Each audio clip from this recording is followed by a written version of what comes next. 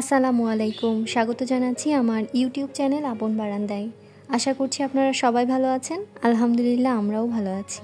বারান্দায় অল্প রোদে কিভাবে পুঁইশাকের চাষ করবেন অথবা এই গাছের রোগ পোকার হাত থেকে কিভাবে বাঁচাবেন তা নিয়েই থাকছে আজকের ভিডিওটি।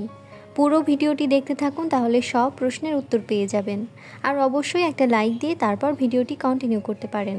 এর আগেও আমি পুঁইশাকের চাষ করে রান্না করে খেয়েছি, তো এবারও বাসায় পুঁইশাক নিয়ে আসছিল, তো আমি ভাবলাম কাটিং থেকে আবারও চাষ করে ফেলি।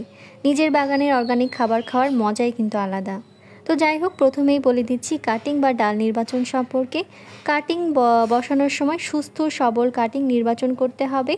একটু হেলদি টাইপের কাটিং হলে খুবই ভালো হয়। আর নিচের দিকটা এমন বাঁকা করে কেটে নেবেন, আর খেয়াল রাখবেন যেন গিঁট থাকে, তো গিঁট থাকলেই ওখান থেকে শেকড় হবে। এবার বলে দিচ্ছি পাত্র নির্বাচন সম্পর্কে। সবজি চাষের জন্য সবসময় বড় পাত্রের প্রয়োজন হয়। চেষ্টা করবেন 8 থেকে 10 ইঞ্চি টব বা তারও বেশি বড় হলে খুব ভালো হয়। আমার এটা ছিল 10 ইঞ্চির। মাটি অথবা প্লাস্টিক যে কোনো টব নিতে পারেন, কোনো সমস্যা নেই। এবার বলি মাটি তৈরি সম্পর্কে। মাটি ঠিকঠাক তৈরি করতে পারলে গাছের তেমন ক্ষতি হয় না। আমি এখানে মিক্সড মাটি ব্যবহার করেছি। মিক্সড মাটি সম্পর্কে বিস্তারিত ভিডিও এই চ্যানেলেই দেওয়া আছে। এছাড়া ডেসক্রিপশন বক্সে ভিডিও লিঙ্কটা আমি দিয়ে দিব, আপনারা চাইলে দেখে নিতে পারেন। এই ধরনের কাটিং বসানোর 6 থেকে 7 দিনের মধ্যেই কুশি চলে আসে। বেশ ভালোই কিন্তু বেড়েছে আমার গাছ, তাই না? পাতার সংখ্যাও কিন্তু বেড়ে চলেছে মাশাআল্লাহ। আমি কিন্তু এখনও কোনো সার ব্যবহার করিনি। টবটাকে আমি এমন জায়গায় রেখেছি যেখানে বারান্দায় রোদ পাবে এবং আলো বাতাসও ঠিকঠাক মতো পাবে। আর পানি দিচ্ছি, মাঝে মাঝে মাটিটাকেও খুঁচিয়ে দিয়েছি। তবে গাছে একটি মাত্র ডাল এসেছে, তো এই পর্যায়ে গাছ পিঞ্চিং করা খুব জরুরি। তাই হাতের আঙ্গুল দিয়ে শুধু আগাগুলো কেটে দেব, মানে পিঞ্চিং করে দেব।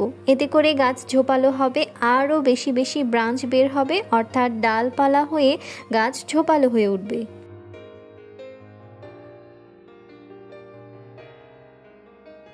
এবার বলে দিচ্ছি পানি দেওয়ার নিয়ম। গাছ যত বড় হতে থাকবে পানির চাহিদাও বাড়তে থাকবে, তাই আমি নিয়মিত মাটি চেক করে পানি দেই। পানি দেওয়ার সময় পাতাগুলোকে ধুয়ে দিই, এতে করে পাতায় ধুলোবালি জমতে পারে না। আবার বিভিন্ন রোগ পোকার আক্রমণ থেকেও গাছ রক্ষা পায়। এবার চলুন জেনে আসি বারান্দায় এই গাছ কোথায় রাখবেন বা কতক্ষণ রোদ প্রয়োজন।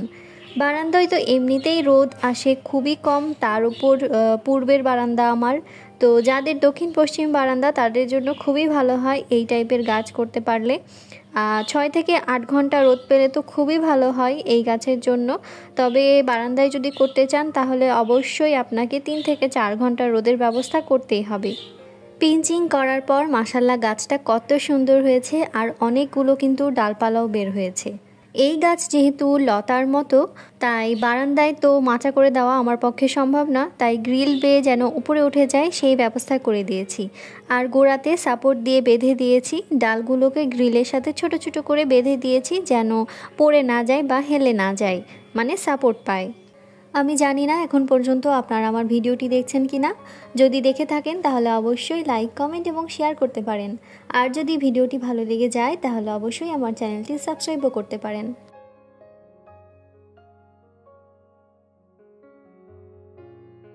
চলুন এবার জেনে আসি কি কি সার দেবেন। এতদিন পর্যন্ত গাছে কিন্তু আমি কোনো সার ব্যবহার করিনি। ওই যে বললাম মাটি তৈরি যদি ঠিক থাকে তাহলে সারের খুব একটা প্রয়োজন হয় না।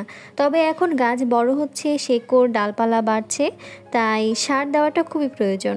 অবশ্যই আমি জৈব সার দিয়েছি। তো কি কি সার দিয়েছি চলুন জেনে আসি।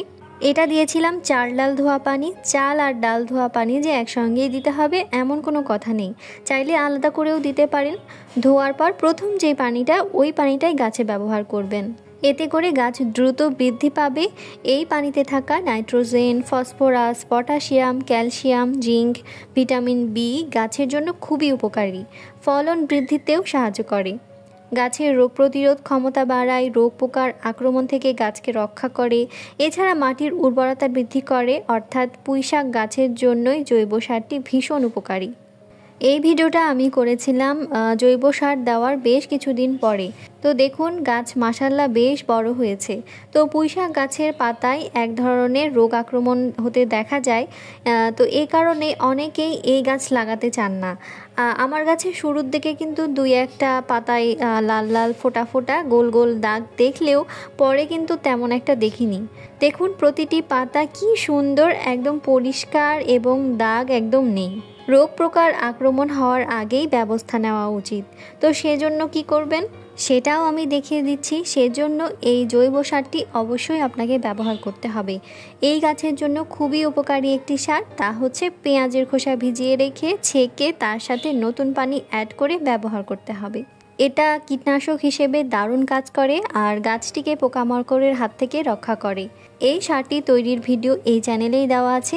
এছাড়া ডেসক্রিপশন বক্সটাও চেক করতে পারেন, সেখানেও পেয়ে যাবেন। পেঁয়াজের খোসায় থাকা সালফার উপাদান পোকামাকড় এবং রোগ সৃষ্টিকারী ছত্রাক থেকে গাছকে রক্ষা করে। তাই যারা পুঁইশাক লাগিয়েছেন বারান্দায় তারা অবশ্যই রোগ পোকার আক্রমণ হলে এটি ব্যবহার করবেন। চাইলে স্প্রেও করতে পারেন, তবে রোগবালাই হওয়ার আগে স্প্রে করতে পারলে খুবই ভালো হয়। তো রোগ পোকার আক্রমণ থেকে গাছকে কিভাবে বাঁচাবেন সেটাও কিন্তু বলে দিলাম। তো আজকের ভিডিওটা এমনিতেই অনেক বড় হয়ে গেছে আর আমি চেষ্টা করেছি অনেকগুলো ইনফরমেশন আপনাদের সাথে শেয়ার করতে। জানি না আপনাদের কোনো উপকারে আসবে কি না। এছাড়াও কোনো প্রশ্ন থেকে থাকলে অবশ্যই কমেন্ট করে জানাবেন। আর কারা কারা বারান্দায় পুঁইশাক করেছেন আমার মতো তারা অবশ্যই কমেন্ট করতে পারেন। আজকের ভিডিওটা তাহলে এই পর্যন্তই। আগামী ভিডিও দেখার আমন্ত্রণ জানিয়ে আজ এখানেই বিদায় নিচ্ছি। আল্লাহ হাফেজ, আসসালামু আলাইকুম।